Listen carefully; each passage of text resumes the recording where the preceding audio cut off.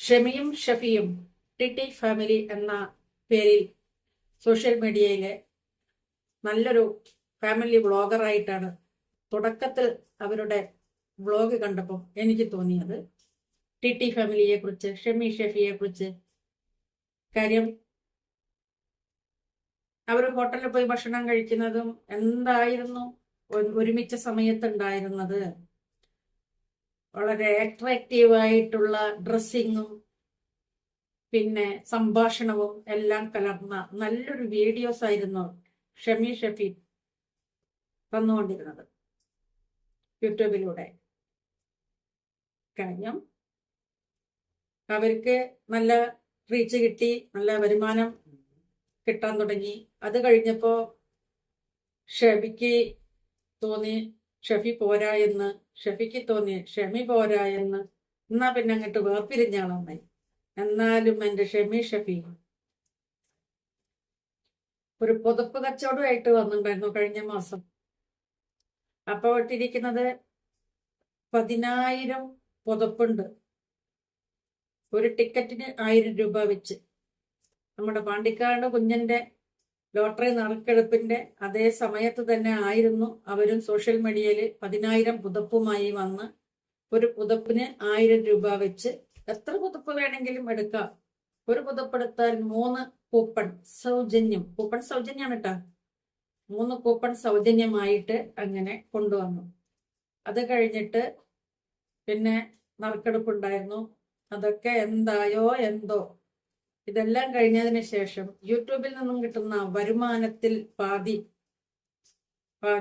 ആയിട്ടില്ല.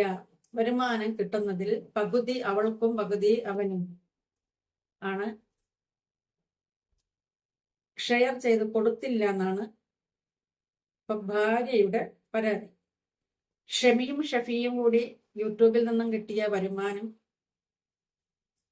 വെച്ച് അവൾക്ക് പൈസ കൊടുക്കുന്നില്ല എന്നാണ് അവൾ പറയുന്നത്. അവൻ പറയുന്നത് കാര്യങ്ങളൊക്കെ ഞാൻ നോക്കുന്നുണ്ട്, പിന്നെ നിനക്കെന്തിനാ ഇനി വേറെ പൈസ എന്നാണ്. അപ്പൊ 3000 ചോദിച്ചാല് 1000 തരും.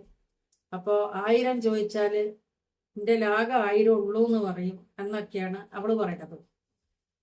അങ്ങനെയുള്ള വീഡിയോ ഒക്കെ ചെയ്തിട്ടാൽ നമ്മള് പ്രേക്ഷകർ ഇതെല്ലാം കാണും. കണ്ടിട്ട് അതിന് നെഗറ്റീവ് കമന്റ് ഇടും.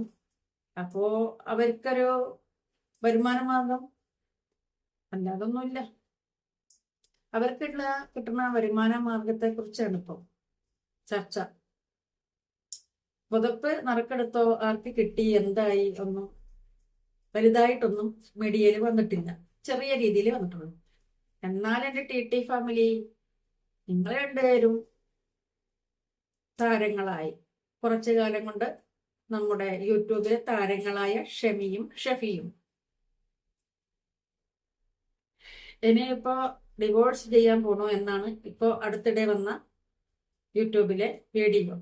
അവർ തന്നെയാണ് ഇത് മുന്നോട്ട് പോയാല് സന്തോഷകരമായിട്ട് മുന്നോട്ട് പോകൂല, അതുകൊണ്ട് ഞങ്ങൾ ഡിവോഴ്സിന് കൊടുത്തിട്ടുണ്ട് എന്ന് ഷെമിയും ഷഫിയും തന്നെ യൂട്യൂബിൽ വന്ന് പറഞ്ഞിട്ടുണ്ട്. ഷെമിയും ഷഫിയും വേർപിരിയാൻ നിൽക്കുന്നു. ഇനി ഷെമിക്ക് ഒരാളെ കിട്ടണം, ഷഫിക്ക് ഒരാളെ കിട്ടണം. നമ്മളൊക്കെ ചെയ്യുന്ന വീഡിയോ വെറുതെയാണ് അല്ലേ? ഷെമി ഷഫി